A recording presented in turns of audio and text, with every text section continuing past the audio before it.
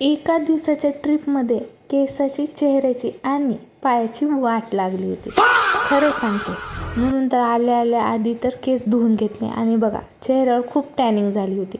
पण ह्याचा विचार न करता आधी पेटपूजा करून घेतली.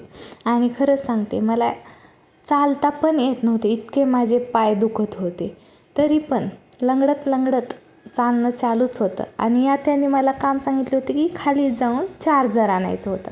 आणि लिफ्ट असताना मी पायऱ्यांना जात होते, कारण माझ्या चूलच तेवढी आहे. आणि मला पाहायचं होतं की लेग्स डे झाल्यानंतर लोकांना किती त्रास होतो पायऱ्या उतरताना. आणि नंतर मग यांच्या गाडीतून चार्जर घेतले. आता हे युनिक चार्जर आहे, त्यांचं सॉकेट खराब झाले म्हणून याच्याने चार्जिंग करतात. नंतर जाताना तर लिफ्टचाच वापर केला बाई, कारण इतकी हिंमत नव्हती आता मला पायऱ्या चढत जाण्याची. आता टॅनिंगसाठी काहीतरी करा म्हणून हा मास्क केला होता. इन्ग्रेडियंट काय यूज केले ते मी वर लिहिलेले आहेत, तर ते बघून तुम्ही सुद्धा तयार करू शकता.